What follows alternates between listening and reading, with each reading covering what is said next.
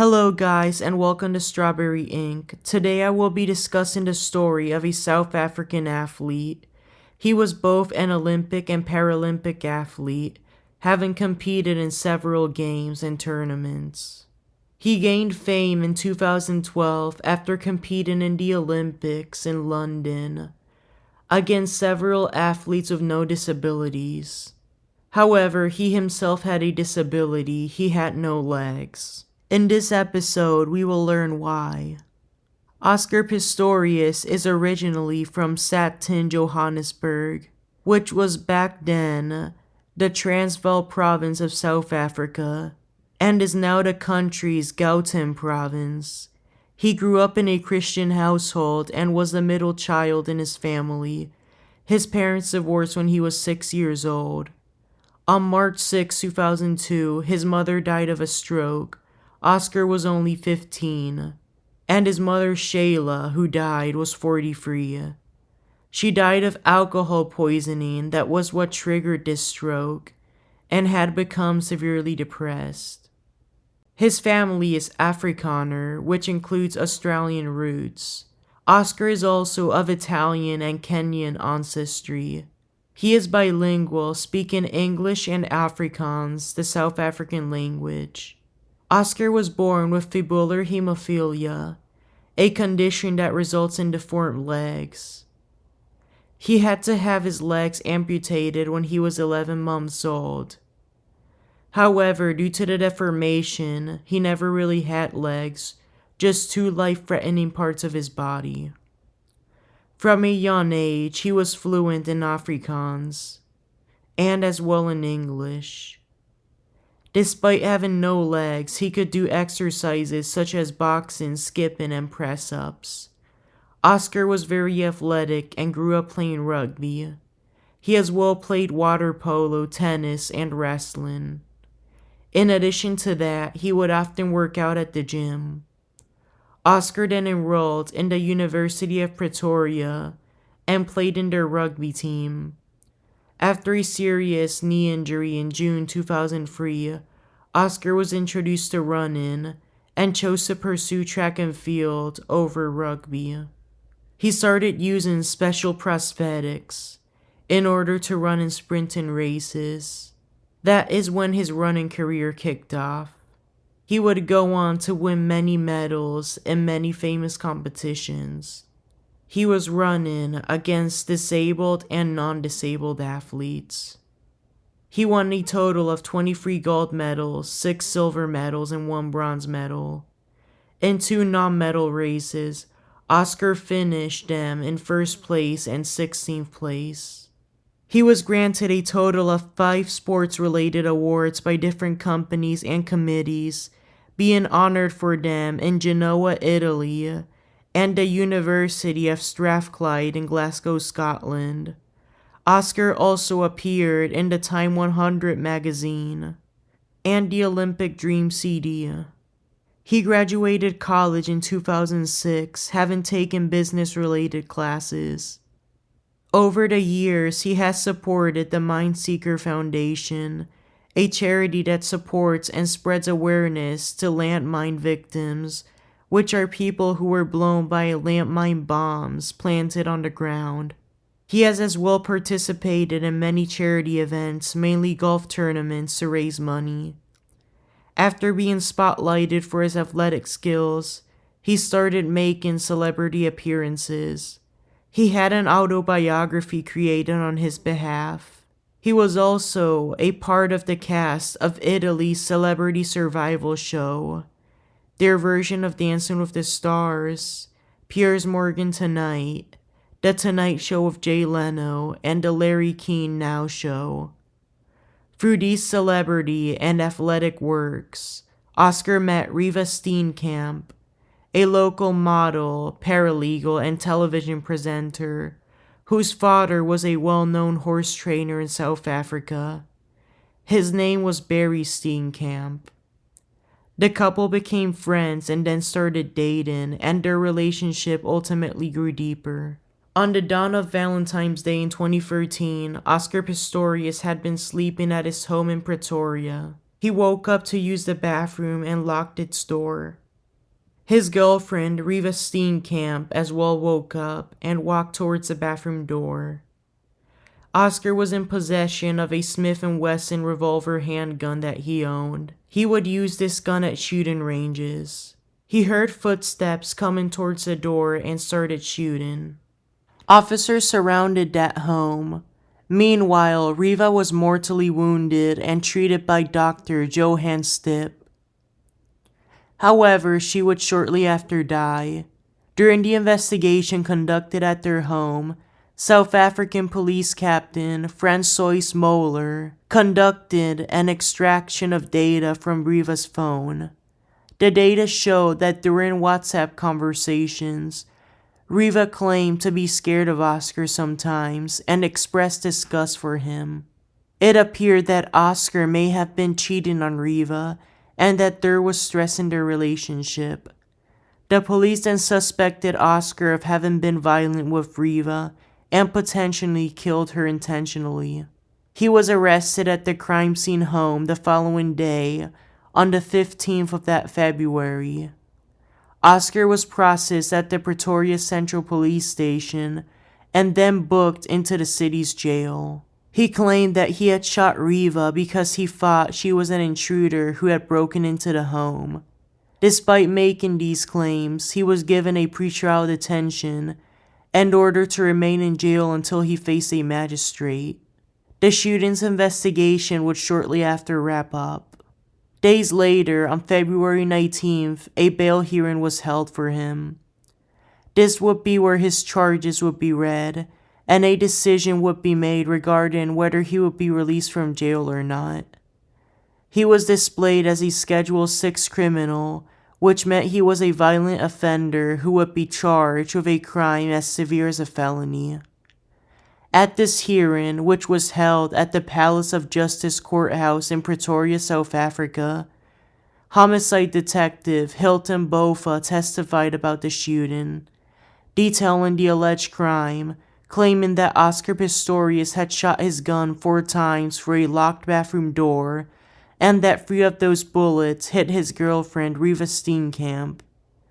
Detective Bofa also disclosed to the court that Oscar had claimed that he thought Reeva was in bed, and that the person approaching the bathroom door was an intruder.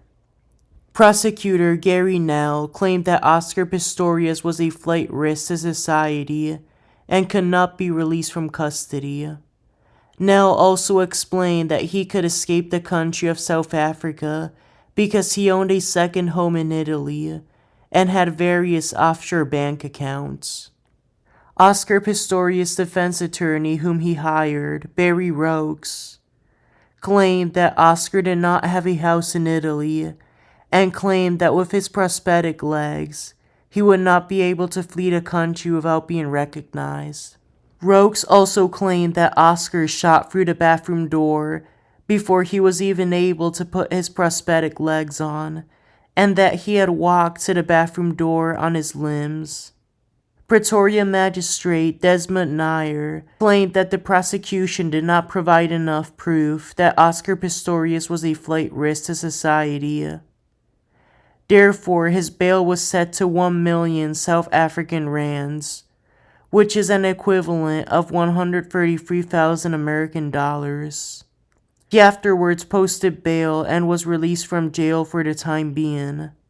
After entering not guilty pleas, the trial of Oscar Pistorius started on March 3, 2014, at the Pretoria High Court.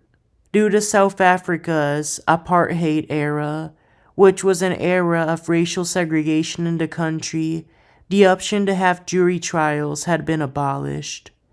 Therefore, Oscar's trial would have to be done as a bench trial, where the judge would decide whether he was guilty or not. This judge, Fokozile Masipa, appointed 2 judicial assessors, Janet Henzen Dutoit and Femba Mazibuko, to help her evaluate the case and reach a verdict. In addition to the murder charges, Oscar also faced more crimes of illegal possession of ammunition and 2 additional charges of firing a gun in a public space In total, he faced 5 charges. Chief Prosecutor Gary Nell started off by claiming that the death of Reeva Steenkamp was premeditated and not an accident. On the other hand, his defense attorney, Barry Rokes, claimed that Oscar mistook Reeva for an intruder. According to Rokes, Oscar was trying to protect himself and his girlfriend, Reeva. Johan Sipp, the neighbor of Oscar Pistorius, who is a radiologist, testified that he was woken up at that dawn by the sound of gunshots and screams. He claimed that he heard a woman screaming, 4 gunshots, and Oscar yelling, "I shot her, I thought she was a burglar, I shot her." The manager of the estate where Oscar Pistorius lived, Johan Strander, testified as well. He claimed that Oscar called him at 3:18 a.m. that dawn, saying, "Please, please come to my house. I shot Reeva. I thought she was an intruder. Please, please come quick." Strander explained that he went to Oscar's home with his daughter and saw him coming down the stairs with Reeva in his arms. Strander stated, "He was broken, he was screaming, he was crying, he was praying. I saw the truth that morning." Forensics pathologist Gert Simon testified on the stand that Oscar's girlfriend, Reeva Steenkamp, had been shot in the head, pelvis, and arm with black Talon hollow point bullets. According to Simon, these types of bullets tend to open up in the shape of a petal when they hit an object or a being, which causes severe damage and can be really dangerous if used on a human. Forensic analyst Johannes Vermeulen testified, claiming that Oscar Pistorius was most likely not wearing his prosthetic legs during the shooting, nor after the shooting, when he broke the bathroom door with a cricket bat.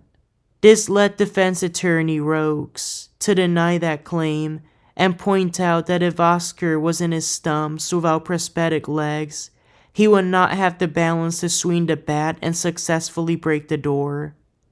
Both Oscar Pistorius and Reeva Steenkamp had only dated for 3 months. Their text message conversations were brought up at the trial.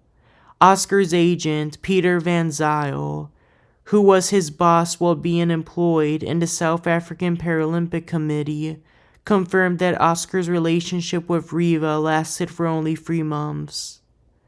Zyl described their relationship as loving and caring. He also claimed that Oscar was hyper-vigilant and barely lost his temper. WhatsApp messages were shown that had been sent between Oscar Pistorius and Reeva Steenkamp. 90% of those messages were loving and random day-to-day messages. However, a few of the messages sent by Reeva accused Oscar of being jealous, possessive, and expressing nasty behavior. Then that one message that Reeva sent was shown, stating, "I'm scared of you sometimes, of how you snap at me." Apparently, out of 1,700 messages shown, only 4 conversations in them were argumentative. However, Reeva did write a message to Oscar saying, "You are an amazing person with so many blessings and you are more than cared for." Oscar replied to this message writing, "Stay tonight if you like." There was also a Valentine's Day letter shown that Reeva had written before she died, saying, "I think today is a good day to tell you that I love you." The prosecution would then rest their case. The defense would then go on to continue their presentations. Probation officer and social worker Yvette van Schalweek, who was assigned to Oscar while he awaited trial, testified. She claimed that Oscar was heartbroken and genuinely sorry for the painful situation that Reeva's parents had been going through. Schalweek also detailed how he sat with Oscar during court hearings throughout this harsh homicide case. Oscar had been mourning, emotionally suffering, and missing Reeva. She claimed that he regularly cried, howled, and vomited during emotional outbursts. Prosecutor Nell then jumped in and mentioned to Schalweek that Oscar was not remorseful and had been expressing those behaviors because he knew it was not possible for others to believe his false excuses. Chalweek responded saying he loved her, he couldn't think what her parents must be going through. Psychiatrist Meryl Vorster was next to testify. She had evaluated Oscar. Vorster claimed that Oscar had an anxiety disorder that was discovered during his early childhood. He barely got support for this disorder because his parents split when he was 6 years old, and his father was barely around, leading him to growing up more independently. Apparently, if you have a mental defect, it is difficult to properly grow up without any support nor attention. Oscar did have his mother, but she passed away in 2002. The mother as well had anxiety disorder and would sleep with a gun under her pillow. Due to the disability, Oscar would respond to threats with a fight instead of calmly talking things out. However, he still had the ability to tell right from wrong, but he suffered from PTSD and would have to continue having psychiatric care or he would become suicidal. Oscar's anxiety was at a higher level than the typical mentally incompetent person due to him not having legs. If he were in a dangerous situation in his home at night, he would not be able to flee if he did not have his prosthetics on him. Then, Jonathan Schultz, the psychologist that evaluated him, testified. Schultz claimed that Oscar had bad PTSD from the shooting that happened with Reeva, and that he also suffers from major depressive disorder. Schultz did not find any concerning or abusive factors in Oscar and Reeva's relationship prior to the shooting. However, there were a few similar conflicts, but they sounded like conflicts that a typical relationship would face. These similar conflicts alleged that Oscar was jealous, insecure, irritated, and displeased at times with Reeva, but would later sort things out by talking to her. Then a witness whom Oscar was close to testified, his college professor Wayne Derman. Derman described Oscar as hypervigilant, claiming that he was disabled, but was able to do things and be successful. Derman also works with the South African Olympic and Paralympic teams, and is the person who linked Oscar to their staff. He treated Oscar and helped him out with his athletic career. Some factors that triggered Oscar's anxieties were safety concerns, such as being trapped somewhere without being able to flee. Then one last witness was called. He was Sean Renz, the manager of the International Firearm Training Academy, located in Walkerville, South Africa. Renz knew Oscar and knew that he had a big passion for guns. Oscar purchased a Smith & Wesson 500 revolver handgun and wanted Renz to obtain 5 other particular firearms for him. Oscar told Renz he was going to apply for a collector's license. This conversation occurred weeks before Oscar shot Reeva. He claimed that he heard a noise in the house and that he went on combat mode drawing his gun. However, the noise turned out just to be his laundry machine. Oscar was well aware of the gun laws in South Africa and knew how to deal with intruders. The last person to testify was his ex-girlfriend Samantha Taylor. She was questioned regarding a separate criminal case in which Oscar faced 2 gun-related charges. Oscar kept his gun with him all the time and could get pretty angry at times. He was investigated for the gun crimes weeks before the shooting of Reeva due to 2 incidents that had occurred. One of them being after he shot his gun through the sunroof of his car because he was mad that a police officer pulled him over for speeding. The second one being when he took someone else's handgun and fired it at a restaurant. The defense then rested their case. The cases were reviewed and it was time for closing arguments. Before the closing arguments, Oscar testified. He claimed that he heard noise in the bathroom and realized that somebody was close to him. He believed that an intruder had entered his house and was afraid to turn the light on. He grabbed his 9mm pistol from underneath his bed and started yelling, demanding the intruder or intruders to get out of his house and asking Reeva to call the police. He noticed that the bathroom window was open and thought that the intruder broke in through the window. He entered the bathroom and closed the door, then shot at the door, continuing to ask Reeva to call the police. It took 5 days for Oscar's testimony to finish. Closing arguments finally started. The prosecution accused Oscar of displaying a snowball of lies, saying that he intentionally killed Reeva and was making excuses to avoid getting in trouble. He would get angry pretty often and was aggressive towards her. The defense, however, claimed that Oscar was often anxious and mistook Reeva for an intruder. He did have conflict with Reeva, but that conflict was always settled. Once closing arguments concluded, it was time to deliberate a verdict.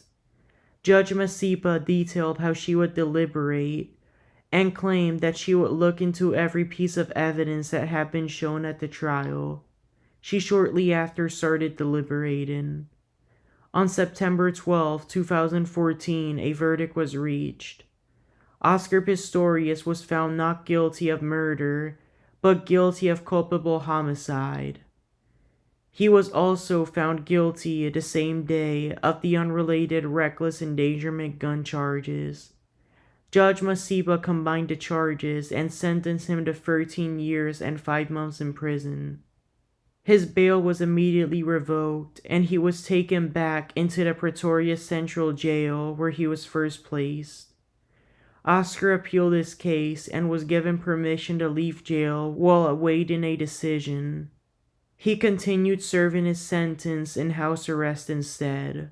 Oscar was released and jailed at his home, where he would not be allowed to leave and had an ankle monitor on him at all times.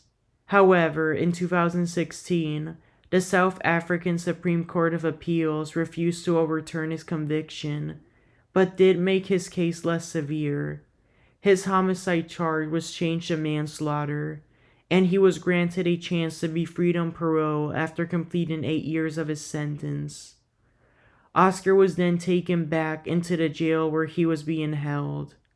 However, due to his appeal decision being final, he was transported to a different facility for sentenced offenders, the Atteridgeville Correctional Center. Oscar then appeared before the parole board in March 2023, but was denied parole because one of the requirements he faced was to meet with Reeva's parents and apologize. However, he never did. Both of her parents refused to meet with him because they did not want him to be released. Only Reeva's mother attended the hearing on behalf of her because her father was sick and had poor health, making him unable to be present. Oscar's defense attorney appealed the decision of denying him his freedom and asked for another hearing. This request was granted and another parole board hearing was set for November 2023, without him being required to speak to anyone related to Reeva Steenkamp. Reeva's father never made it to this hearing and died on September 15, 2023 at 4:15 a.m. from his health complications. Oscar was successfully granted parole and would be freed in nearly 2 months. On January 24, 2024, he was released from prison and returned home. He struggled to find a job and asked the Paralympic Committee if he could work for them. However, they believed he was too toxic and refused to hire him.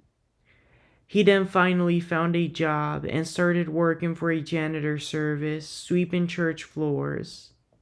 Oscar now gets paid from jobs like that and documentaries that have used his personal information. He lives with his uncle, Arnold Pistorius, in a suburb of Waterkloof, South Africa. Thank you for listening, and please share this podcast with someone you know who may be interested in true crime.